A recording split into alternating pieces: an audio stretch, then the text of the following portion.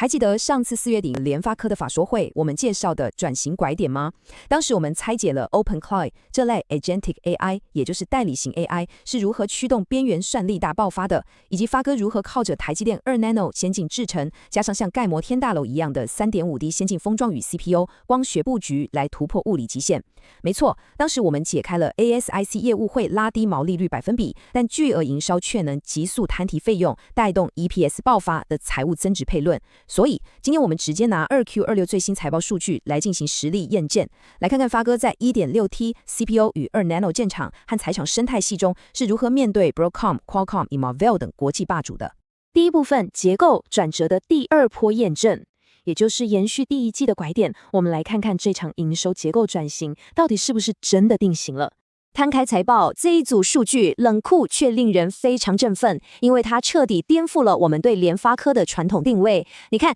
智慧装置平台 SmartJet 营收占比再创新高，直接冲上 53%， 季增高达 19%， 年增 26%， 正式跃升为集团第一大营收柱石。反观智慧型手机业务，占比继续降到了 41%， 这超级关键，代表智慧边缘算力的爆发，完美防御了全球手机市场衰退 15% 的巨大冲击。再加上受惠资料中心需求拉升而正比达到 6% 的电源管理晶片，以及搭配子公司达发科技在蓝牙与光通讯的布局，整个集团中效可以说是完全摆脱了单一手机景气循环的宿命。而且更惊人的是，这组绝对数字2Q26 营收达到了 1521.8 亿元，这不仅季增 2.0%， 更是直接超越了财测的上缘。这不再只是长程预期，而是白纸黑字的实际，证明了转型不仅发生，而且已经彻底定型。第二部分正面对决国际大厂，进入云端 AIC 与边缘 AI 的死斗战场，联发科到底凭什么撼动巨头筑起的高墙？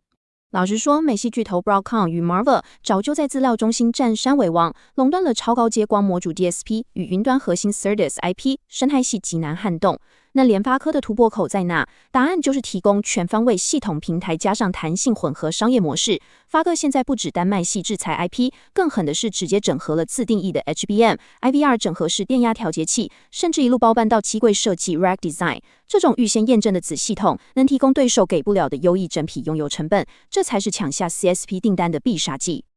当然，边缘 AI 战场也是正面交锋。面对高通携带 Orion 自研 CPU 架构与 Windows on ARM 的生态优势，联发科的策略是在硬体规格上直接弯道超车。他们准备在3Q26率先量产2奈米旗舰 SoC， 也就是天玑9600 Pro， 并且塞进极致的双大核 NPU 来抗衡高通。这不只要在旗舰手机称王，更要结合预计2026年底上市与 NVIDIA 合作的 RTX Sparks AI PC， 在运算与绘图效能上全面反击。第三部分，达发与台厂生态系联动与竞合，面对大环境，台厂是如何打群架的？同样面对 PC 与手机总量萎缩，前2天我们才介绍过的台厂瑞昱以及 RSICV 龙头晶心科，在 AI 升级浪潮中与联发科的战略其实有着非常微妙的联动。大家的共同点都是以单机系含量升级来抵消出货量衰退，但差异在于瑞昱从周边晶片直供 400G DSP、高速传输，甚至人形机器人感测，而联发科则是集中火力在 CSP 主算力 AI ASIC 与2奈米旗舰核心。而在架构上，开源的 RSICV 也就是晶心科的 IP， 成了发哥降低 ARM 授权成本压力，并提升客制化弹性的重要选项。这款的火力支援还是自家子公司达发科技，联发科提供 3.5D 平台，达发则完美填补 100G、200G SerDes， 甚至带外管理，两者内部整合直接把客户的上市时间压缩到极致。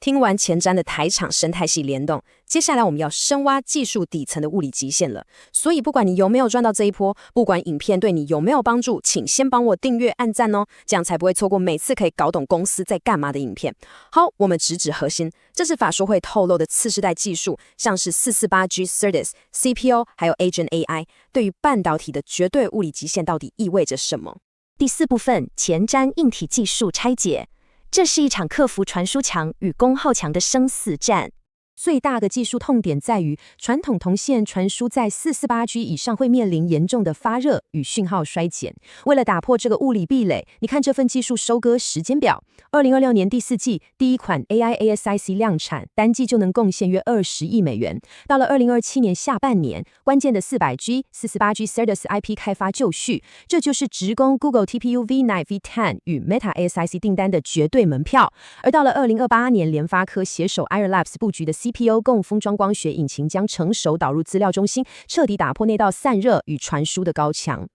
至于先进封装，市场谣传联发科转移代工订单，绝对没有，晶圆代工依然死守台积电 2nm。但在封装上，发哥打出了非常灵活的双路封装战略，左手握着台积电 CoWoS 追求极致效能，右手引进英特尔的 EMIBT 技术。EMIBT 采用细桥连接，能用更具成本效益的方式支援超越光照极限的超大晶片。这其实是为了解决 CoWoS 产能爬坡瓶颈的完美备案。同时，在边缘端 ，Agentic AI 正在对硬体提出极限要求，软体从被动回应转为主动执行，导致边缘算力负载呈指数型成长。你想想，要在手机仅仅 8W 或是车用40到80W 的严苛功耗内实现 Always On AI， 联发科以2nm晶片搭配双核 Agentic AI 革命的 MPU 架构，真的是目前无法被替代的核心护城河。第5部分，数据达标体检与历史预期校准。摊开过去法说会给的承诺，联发科最新公布的数字到底是超标还是跳票？结论是大幅超标。原本大家预估2026全年资料中心营收大约是10亿美元，现在直接翻倍上修到20亿美元以上。光是 4Q26 首款 AI ASIC 量产，单季就能贡献约20亿美元，这爆发力真的极度强悍。接着看2027年的市场规模与市占率，可服务市场规模已经上修到800亿美元的高水位。而在这块大饼中，联发科的 AI ASIC 市占目标也由原本的10%到15%强势上调到了15%到20%，完全是超标演出。而且在营收狂飙的同时，他们精准守住了毛利率46%的防线。2Q26 实际开出46.2%，第三季财测也预估在46%上下 1.5%。要知道，在现在通膨跟高基期的压力下，能死守这个承诺非常不容易。当然，这也是建立在高昂的资本投入上。2Q26 的 R&D 费用高达393.6亿元，占营收 25.9%。这就是为了 2nm 与资料中心研发翻倍投入的必然代价。第6部分，法人估值解密，长程数据与估值重估。面对外界疑虑，法人到底看重发哥什么？很多人质疑，账上现金够，为什么还要一笔50亿美元的融资？其实这笔资金防御超级聪明，它是用来锁定昂贵的 CoWoS EMIB TOP 与2nm产能，并支应高达984亿元的存货。同时，这笔钱也帮助他们从单卖晶片扩张到完整的机柜设计，更别提2nm的高研发费用。发哥是打算一鱼多吃，同时供应旗舰手机 AI PC 与 ASIC 的。配合这样的战略，法人预估的长程获利模型真的非常惊人。2026年过渡期 EPS 中位数落在 68.57 元，营收大约6600亿。到了2027年放量期 EPS 暴冲到 138.8 亿元，营收破 1.12 兆。而到了2028年全面爆发， EPS 预估飙升到 270.42 元，营收上看 2.6 兆。到那时 ASIC 占比将过半，达到 54%。这就是巨额营收急速摊提费用后带动的指数级爆发。